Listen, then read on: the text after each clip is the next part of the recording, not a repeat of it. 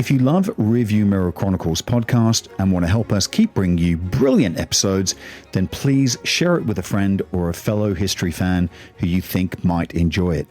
Thanks for your support, and I do hope you enjoy this episode.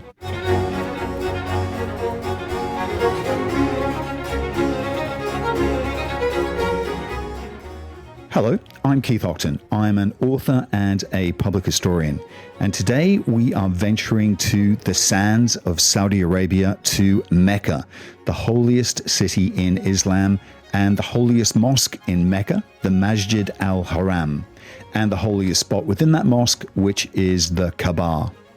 So that is the theme of today's episode. Brave choice, some might say. But look, it's the most famous structure within the limits of Saudi Arabia. It's the most famous structure within global Islam. And it's, for Muslims, probably the single most holy structure in the entire world. Basically for two reasons. The first is that it constitutes the Qibla, which is the direction that Muslims turn to when they pray. So that's what they're praying to. And the second is that it's the great object of Muslim pilgrimage. So you can go any time, but there is a particular time. So it's kind of, I think, it's like a 5-6 day period in the last month of the Muslim calendar, which moves around because effectively it's a lunar calendar. So you can't absolutely pin it down. And this is the Hajj, a very famous pilgrimage. And it's one of the 5 pillars of Islam. So one of the things that absolutely incumbent on Muslims, if they possibly can, is at least once in their lives to undertake the pilgrimage to Mecca, and specifically to the Kaaba. And you get huge numbers, absolutely massive numbers of people, millions of people doing the Hajj. I think in 2023, there was something like 1.8 or 2 million people went. So it's an absolutely huge thing. I've always been fascinated by what's in the Kaaba, and I'm going to tell you what's there in a bit. But just for people who don't know, so I'm actually looking at a picture of it right now, and what you have is this amazing mosque. I mean, you often see it packed with people just wearing white, don't you? So you have this incredible mosque, and it's nowadays it's surrounded by hotels and places where the pilgrims stay. And then in the center is a large black cube. And Kaaba actually derives from the Arabic word for the root meaning cube. So Kaaba equals cube. It's built of stone. It's covered with a great black silk covering called the Kiswa, which is embroidered with gold. And in the eastern corner of the Kaaba, you have a mysterious black stone. And this black stone is very important because it's the key for the ritual that's called the Tawaf. And what you do as a pilgrim is you're supposed to go and kiss or touch the black stone. But generally, this is impossible because there are so many pilgrims there the entire time. But that's the idea. Then you walk around the Kaaba anti-clockwise, and as you do it, you recite the Bismillah, which is in the name of God, the most gracious, the most merciful, and the Takbir, God is the greatest God. I have a very good friend who did the Hajj a few years ago, and he wrote a book about it, a wonderful book titled In the Best of Company by Mike Gibby. I didn't think I was going to be able to get a plug for the book in, but there you go. And I think I can only imagine that to be part of a Hajj must be absolutely extraordinary. An extraordinary experience. The sense of vastness of it, the sense of being part of a kind of single community must be completely overwhelming. And very few or no non-Muslims living today have ever seen it live because it's actually prohibited to enter the holy city. So people in the past, I think I know they have, they've disguised themselves to get to see it. The last and probably most famous one was Richard Burton, the explorer, not the actor, and he's the most notorious one, and he went to see it there disguised as an Arab in 1853. The obvious question is why? Why are they doing what they're doing? Why does the Kaaba have this central role within Islam?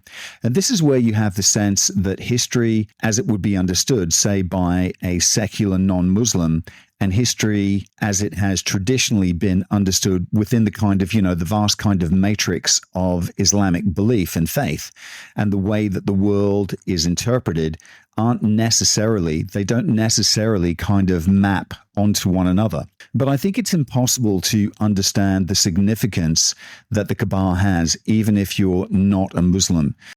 You look at the history as it has been traditionally been understood by Muslims to explain its, dare I say, sacral significance, because if you can't call the Kaaba sacral, then you can't really call anything sacral.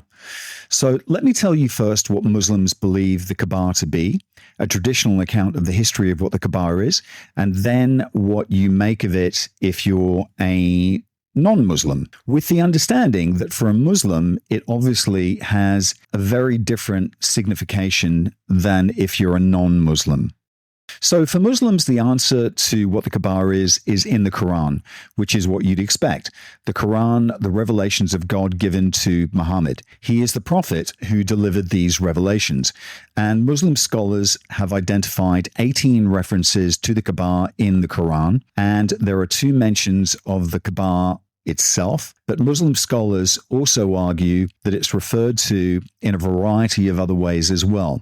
So it might be called the house, it might be called the sacred house, and it might be called the ancient house. And there is one particularly crucial section, and I will quote, "The first house laid down for mankind is certainly the one at Mecca, one which is blessed and a guidance for the worlds. In it are clear signs, the place where Ibrahim stood, and whoever enters it, he is in security." And he's in security effectively because you can't have any bloodshed permitted in this area whatsoever. It's a very sacred area. And it continues, "Pilgrimage to the house is an obligation on the people up to God for anyone who is able to make a way to it." So that's where you get the idea of this being one of the pillars of Islam, and why people who can do it, people who are healthy enough, have to do the Hajj. Obviously, that raises some questions. So it's described as being in Mecca, not Mecca or Makkah, which is Mecca. And that's mentioned later in the Quran. So it's not immediately obvious that they are the one and the same place. And Muslim scholars have recognized this. So there is a tradition that says that Mecca is the sacred site that surrounds the Kaaba, and that Mecca is the city itself. And in the Quran, it's also described as the mother of cities and the peaceful city. So these are places that are mentioned in the Quran. So for people who are not massively familiar with the early history of Islam, I'm talking about the early 7th century. So Muhammad has his revelations, I think, when he was 40 years old, the first one, but then they continued throughout his life. Meanwhile, the Eastern Romans and the Persians are knocking 7 bells out of each other to the north, and Muhammad is actually having his revelations in his cave. That's a traditional account. So that's the historical background. So Mecca and Mecca, are they the same? The other in that passage is why Abraham. So Abraham is a biblical prophet. He appears in the Old Testament. He is the ancestor through Isaac of the Jews, and according to Muslim tradition, through his other son Ismail by a concubine called Hagar, he is the ancestor of the Arabs. In that you have this thing, the place of Abraham, that he is responsible in some way for the Kaaba, and he appears again and again throughout the Quran. He's a very, very significant figure within it and within the history that is traditionally told about the Kaaba. But the thing that people will probably have picked up is that the Quran, it doesn't give you a kind of straight narrative about this. The verses are quite elliptical, they're quite cryptic, they're quite enigmatic, and adding to the complication in terms of trying to make a sense of history is the fact that there basically aren't any other references to the Kaaba or indeed Mecca prior to the Quran being foretold. And so the challenge of constructing its history is incredibly complex. And a lot of what Muslim tradition says doesn't come from the Quran, but it comes from a kind of elaborations about the Quran or various traditions that have emerged over the course of the decades and the centuries that follow the time of Muhammad. So what I'll now do is give you a kind of synopsis of what Muslim tradition, and there are various variants of this, but I'll give you the kind of most orthodox tradition, the standard tradition, what it says about why the Kaaba is as significant as it is. So in the Quran, as well as the Kaaba, it's called the first house. And it's literally the first house because it's built by Adam, who is the first man. And it is said to be an earthly replica of a kind of divine prototype that exists in heaven. And this is called the ever inhabited house. And it's said, according to Muslim tradition, that every day you have angels, thousands upon thousands.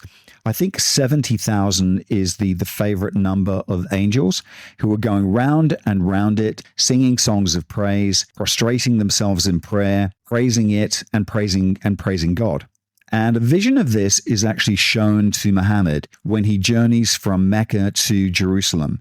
And then he ascends on a kind of, a heavenly horse called the Barak up to the heavens. And in the seventh heaven, he sees all of this. He sees the angels going around the Kaaba. All this happens in one night. And it's this incredible, spectacular miracle. So the Kaaba is, in a way, a kind of earthly image of this glorious prototype in heaven. And it plays an absolutely key role in the sacred history of the earth and of humanity because it is, according to Muslim tradition, it's where the Garden of Eden stood in Mecca. It's where Adam was created, to the very spot where Adam was actually created. It's where he names the animals. And he builds the Kaaba from stones, again, according to tradition, that are taken from the floor of paradise. So the original stones are from paradise, and they're incredibly radiant because this is a time of darkness, and they illuminate the darkness. And remember the black stone I mentioned? As you go round the Kaaba, you're supposed to touch it. One of the most popular traditions and one of the most vital traditions is that the black stone is the only surviving remnant of these original heavenly stones. So it's incredibly important. So the rest of the Kaaba has been renovated, for the use of a better word. It was obliterated by the flood, by Noah's flood, and then the people kind of forget about it. People forget that it was ever there. And then Abraham turns up with Gabriel and Jibreel, and they reveal to him the exact site, the holy site. And Abraham rebuilds it with his son Ismail. And again, in the verse that I quoted, it says there is a clear sign of the standing place of Abraham, which is the Mecca Ibrahim. And this is a stone in Muslim tradition that is imprinted with his feet, and it's just adjacent to the Kaaba. This isn't the black stone. The black stone is actually embedded into the fabric of the Kaaba. The stone with the footprints of Abraham, the Mecca Ibrahim, is next to the Kaaba. So don't get confused because there's actually a lot of stones in this story. Actually, the confusion in a way is actually part of the story, as I'll allude to. So Abraham rebuilds the Kaaba, and then basically he's the guy who initiates the Hajj rituals. So the circulation, prayers, all this kind of stuff. So going to the spot where the Kaaba now stands, he is rebuilding it. He is doing the circumambulation, and this is the prototype for the Hajj that Muslims actually do to this day. And of course, Abraham is a monotheist. He understands the oneness of God, which is the absolute foundational concept within Islam. And he teaches the Arabs of Mecca this kind of radiant truth. But over the course of the centuries and then the millennia that follow the time of Abraham, the Arabs start to forget this. And they start to fill the Kaaba with idols. One in particular, Hubal, which is a particularly popular god, but there are lots of different gods in the Kaaba at this stage. And some of them go so far as to do the circumambulation naked, which is not good form at all. And there's actually one couple, a guy called Isaf and a woman called Naila, who go to the Kaaba and copulate, actually in the Kaaba. And, I mentioned about there being lots of stones in this story. Well, those two are immediately turned into stone. So they become yet further stones within the Kaaba. and the Meccans then start worshipping them, and they start offering them sacrifice. So, I mean, it couldn't be more wicked. I mean, you only offer sacrifice to God. You certainly don't worship stones, and absolutely not stones that were people who had sex within the Kaaba. I mean, all of this is very, very bad form. But it's also very lucrative, and it makes Mecca a place of great pilgrimage for all the various pagan tribes who start to come around. And this is, in effect, when Muhammad comes in. He's actually born in Mecca, and he has his revelation at age 40. And basically, it's God, as Gabriel had kind of come to Abraham. So now God comes to Muhammad and he says, you've got to sort this out. You've got to clean this town up. And so Muhammad demands the destruction of the idols. He demands the end of idolatry. He preaches the truth of the demand for submission to Islam, to the one God. And this doesn't go down well with the guardians of the shrine because they can see that it's actually going to hurt or damage their income. So basically, they end up driving Muhammad out, him and his followers out, and this becomes the Exodus, the journey that the Prophet Muhammad and his followers take from Mecca to Yathra, which eventually becomes Medina. And this is in the year 622. But Muhammad is down, but he's definitely not out. And he and his followers, they make themselves the kind of the bosses of Medina, and it becomes, the city of the Prophet. And in 630, he is able to come back in triumph into Mecca. And he overthrows, all the idols except for one, which is an image of the Virgin and the baby Jesus. That's allowed to stay, but the rest he burns. And he topples the stones within the Kaaba that they've been worshipping. And as he does so, a woman emerges from one of the stones, and she's a black woman with gray hair, and she tears at her face with her nails. She's naked, and, she's pulling her hair out, and she cries out in woe. And this is Naila, who is being brought back to life to witness the destruction of the stone that she had been imprisoned in. Crikey, all right. And the devil is watching this, and he summons all his progeny around him, and he cries out in woe, abandon all hope that the community of Muhammad will ever revert to idolatry after this day of theirs. And so it happens because the Kaaba is reconsecrated to the worship of the one God, and it becomes the great center of monotheist pilgrimage. And the tradition of the Hajj that has been established by Abraham is reestablished. But there's always a but. There is a further cycle of destruction and renovation to come, because Muhammad eventually dies, his followers conquer a great empire, and a particular family rises to rule this empire, and this is the Umayyad dynasty. And the first of the Umayyad caliphs, the ruler of the Islamic world, is a man called Muawiyah. And he is said to have gone on Hajj twice. And he's the man who first provides the Kaaba with the kiswa, the great black silk covering. He eventually dies, and he leaves behind his son called Yazid. And Yazid is a notorious playboy. So he's debauched, he's drunk, and the most sinister thing of all, he keeps a monkey as a pet, which is very bad form. And so, this doesn't make him popular with those who are devoted and austere followers of the teachings of Muhammad. And there's one in particular, a guy called Abdullah ibn al-Sabaya, who is very old. And, he was actually a boy in Muhammad's lifetime, and he remembers him. So he's kind of a living link to the age of the Prophet. And while Yazid is off conquering, the Fertile Crescent and establishing his rule over the great cities of Mesopotamia and Syria and so forth, Ibn al-Sabaya is retreating into the desert to the sacred house. Yazid's army lays siege to Ibn al-Sabaya, and he bombards the Kaaba with catapults, and he destroys it. At the very moment that Ibn al-Sabaya's resistance is doomed, news arrives that Yazid has died, and his army with that news gives up its siege and drifts back to Syria.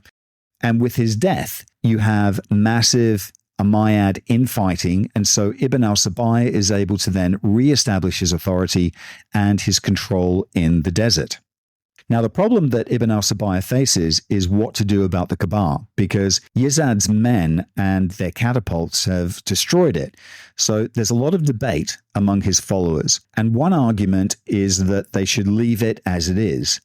And this is argued in particular by Abdullah ibn Abbas, who argues that it should not be rebuilt because he fears that destroying it would just set up a precedent to tear it down and rebuild it again and again. So in other words, if you rebuild it, that suggests that you can just keep on doing it and doing it and doing it. Ibn al-Sabaya responds to this by saying, "By God, is there no one among you who would not mend the house of his parents? How would you wish me to do otherwise with the house of God when I watch it falling apart piece by piece?" And then he consults, and basically most people agree with him that it should be demolished completely, that the ruins should be swept aside, and that it should be rebuilt from scratch. Not as it had been, so not as the original, but it should be rebuilt as Muhammad had described seeing it in his vision of the original Kaaba, so the one in heaven. So it should be built to correspond to that as closely as possible. And all kinds of stories are told about this process. So we're now in the 680s, but we're also very much in a dimension of the supernatural. So various stories are told about the process of the rebuilding of the Kaaba.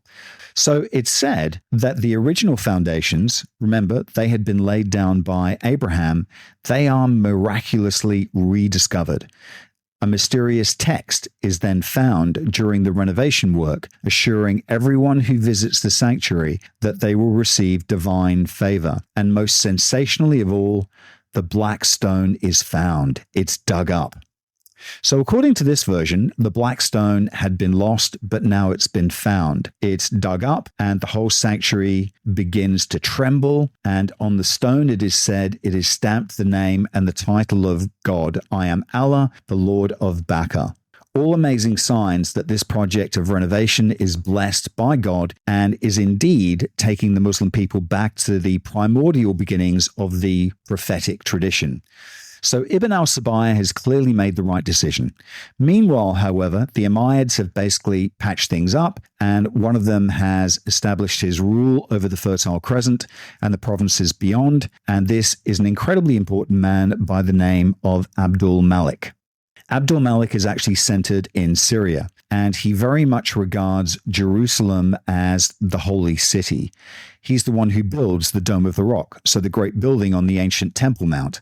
You know, if you think of Jerusalem, you know, the great building with the golden dome, that's the Dome of the Rock. And it becomes an object of pilgrimage while people are unable to visit the Kaaba, the sacred house in the desert. But clearly, if Abdul Malik is going to claim rule of the entire caliphate, the entire Muslim world, he can't allow Ibn al-Sabaya to maintain control over the Kaaba. So in 691, he sends an army against Ibn al-Sabaya. There's a 6-month siege. The catapults are wheeled out again. And once again, the entire structure is reduced to rubble. And the defenders are killed, Ibn al-Sabaya among them. And Abdul Malik then takes control of the shattered sanctuary.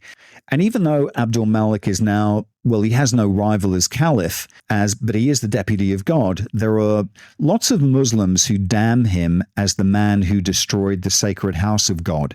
And Umayyad propagandists have to deal with this. And so what they say is that actually the true vandal had been Ibn al-Sabaya because he knocked it down before. And Abdul Malik is the guy who's rebuilding it. He's the one who's now restoring it to its pristine condition. And so that's what he does. So in 693, he goes on pilgrimage to the Kaaba and he rebuilds it yet again. And basically, almost this is the structure that exists now.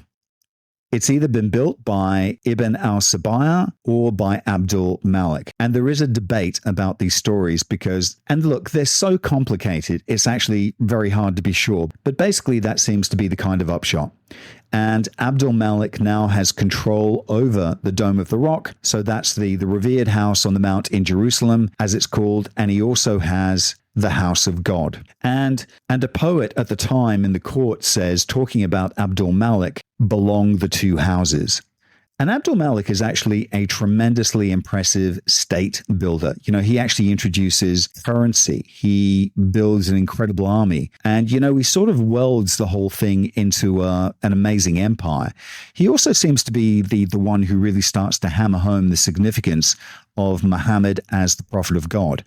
And he actually puts Muhammad's name on his coins. He puts Muhammad's name on the Dome of the Rock.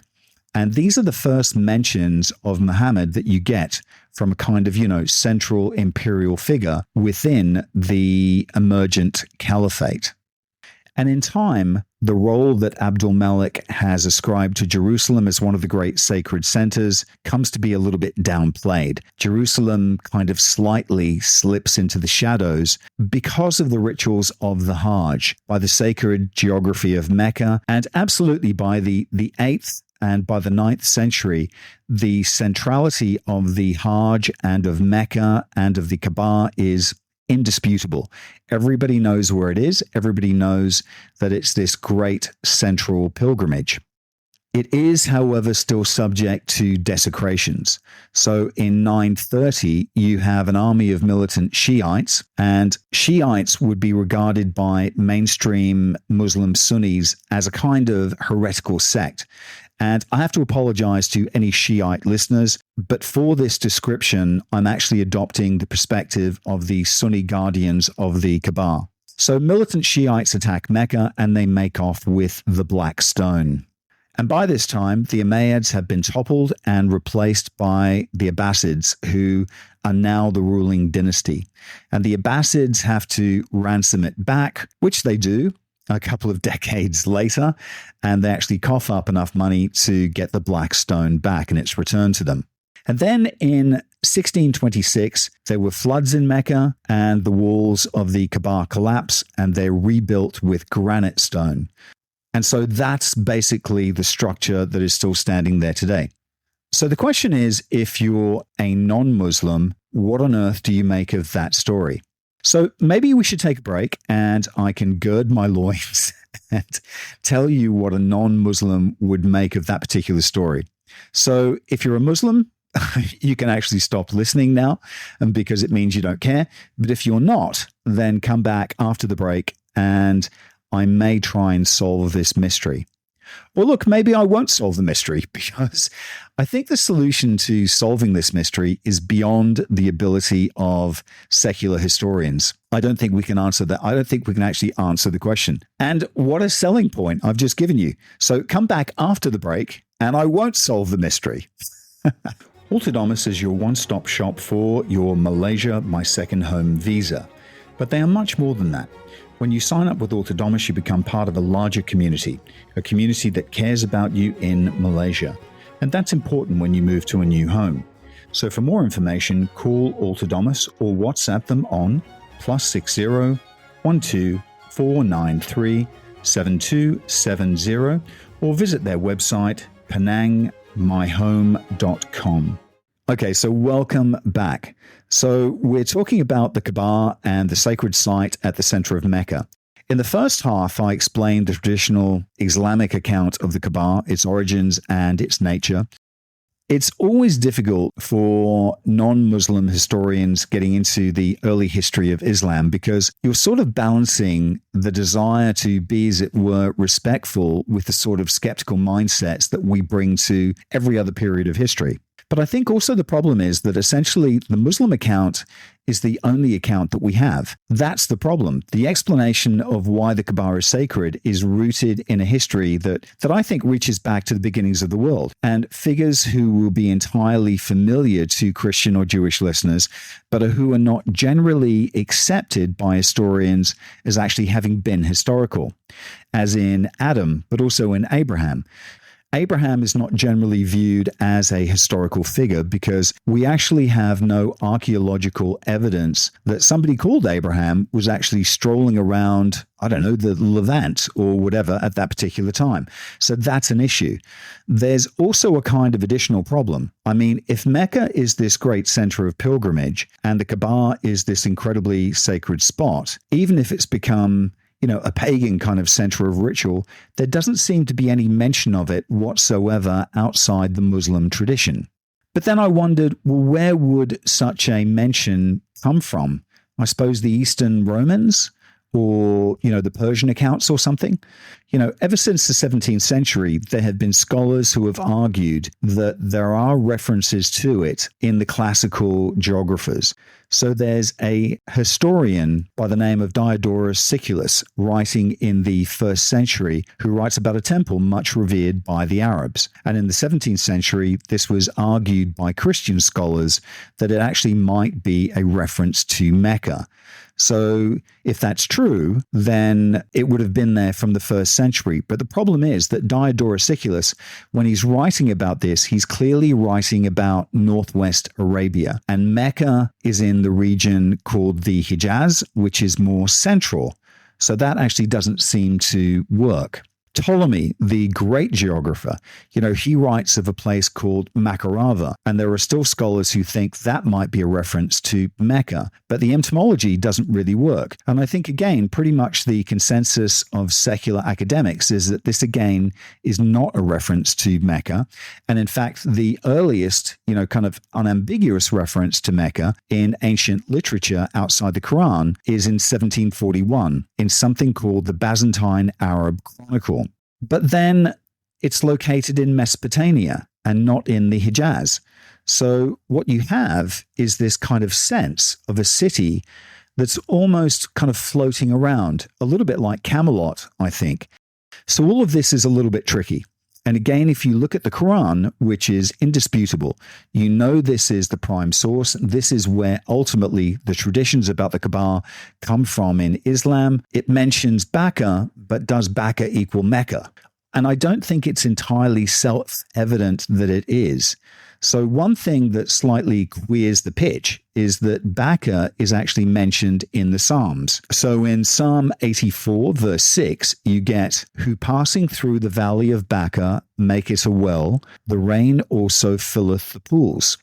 Now, the Christian interpretation of that is that the Valley of Bakka is often interpreted as a place of sorrow or difficulty.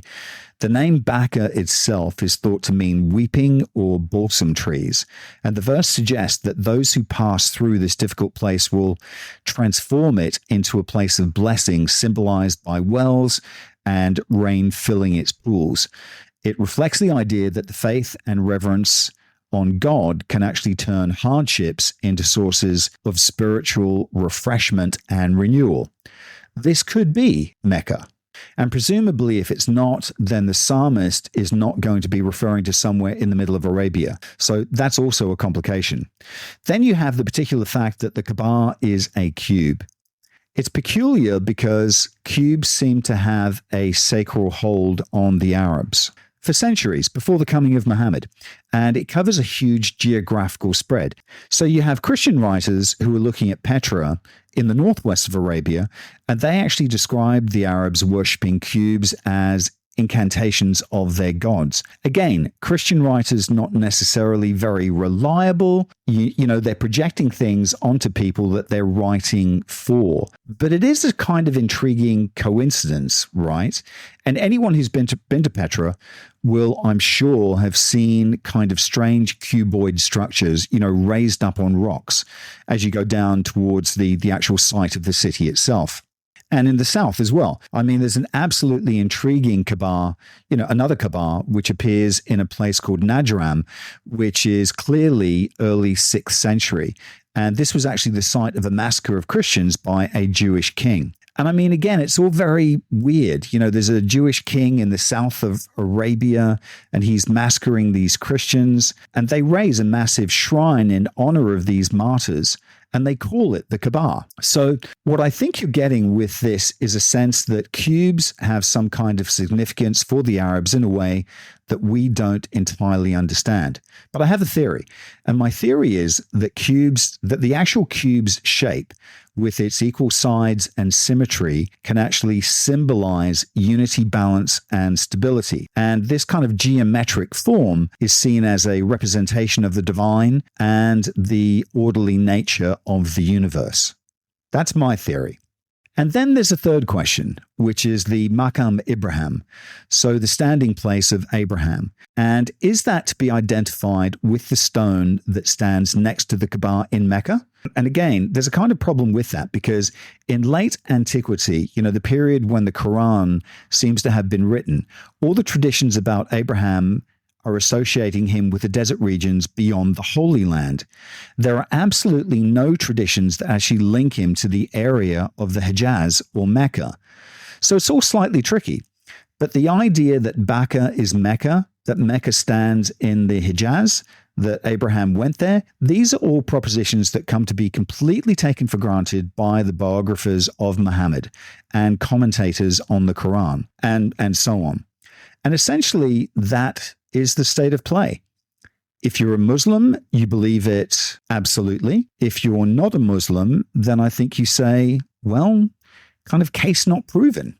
But in the late 1970s, and then afterwards, there was a school of non-Muslim revisionist history which sort of argued, and I'm going to massively simplify this, they argued that a lot of what we think about Islam was actually constructed later, much later, and further west, after a lot of the conquest of that had happened, and then sort of retrofitted it to create this new ideology that would bolster this new Arab empire. So if that's the case, then it is possible that the Kaaba was constructed much later, let's say about the late 7th century, when people were actually fighting over Mecca.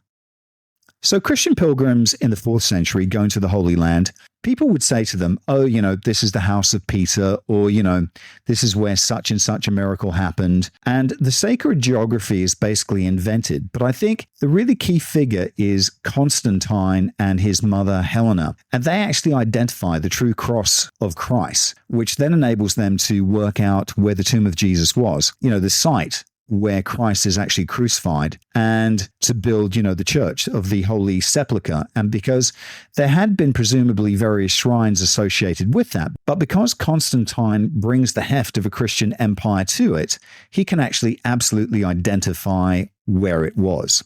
So Gerald Horting, a noted scholar in the field of Islamic studies, he says Mecca was only chosen after the elimination of other possibilities. But in the early Islamic period, a number of possible sanctuary sites gained adherence until finally Mecca became established as the Muslim sanctuary. And presumably what enables it to be established as the Muslim sanctuary is the fact that Abdul Malik has actually established his rule over the entire caliphate and has sufficient heft that he can actually say this is where it is.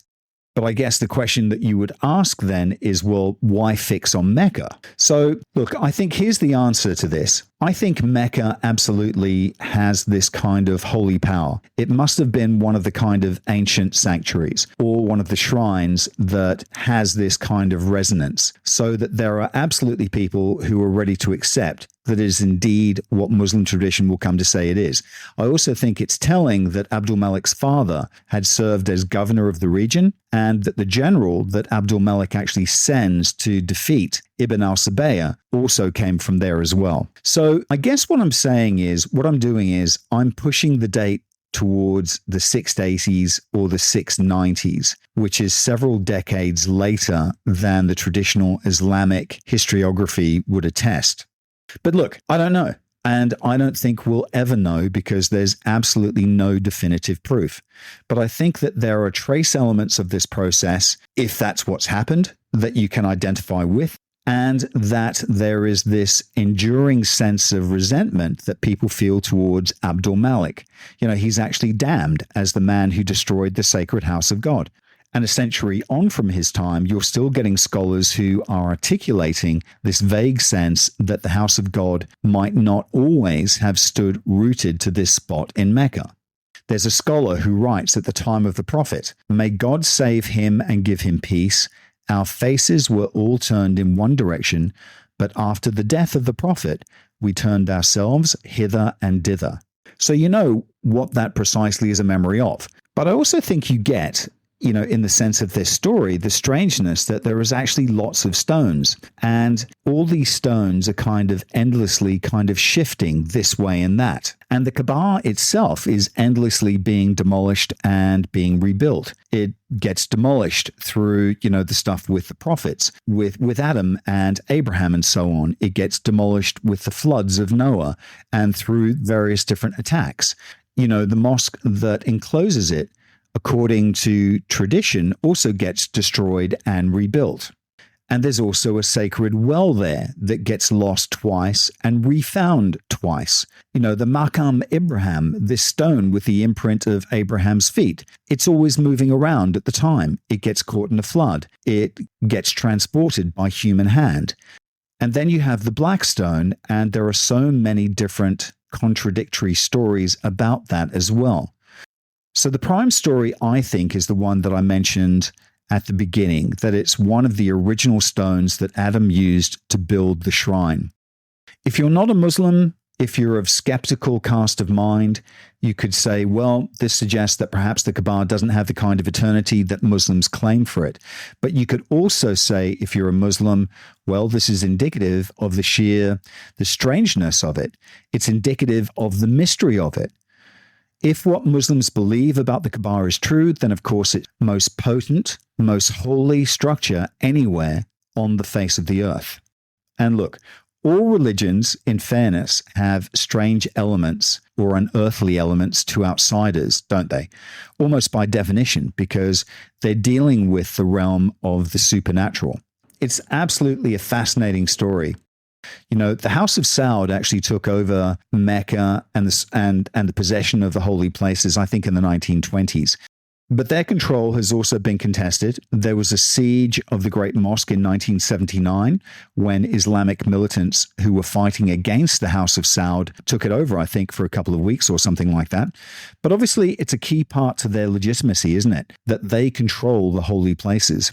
And they've actually knocked down a lot of the other kind of Islamic buildings or pre-Islamic buildings to make hotels and things, for the people who want to go on Hajj. I mean, I'm never going to visit unless something radically changes in my own religious sensibilities. But, I still find it such a fascinating question. I think not just for people interested in early Islam, but more generally, how do historians from a traditional, that stand outside a given religious or mythological or spiritual tradition, how do they engage with it? And if you stand outside it, how do you cope with it? And in a way, that's kind of what made me interested in the history of Christianity as well. And more generally, a sense that perhaps the very process of adopting secular perspective, alienates you from the very traditions that you're trying to write the history of, if that makes sense. I mean, I'm not a historiography podcast by and large, but I think it's a question that it's not just confined to studying religious history, because you're writing about any subject with completely different experiences from your own. You're writing about ideologies and mindsets that are not your own. And it's the question that I'm always asked, at book festivals, how do you remain objective? And of course, the truth is, you're never really objective because you're always standing somewhere. You're always trapped in your own head somewhere. It's kind of like trying to understand a butterfly. You stick a pin through it, but there is a slight problem in that it's then dead. And you can dissect it and open it up and look at it, but something's gone. Its spark, the spark that drew you to it, has gone. The skeptical mindset means that you don't get the mystery, you don't get the beauty or the power of the vision.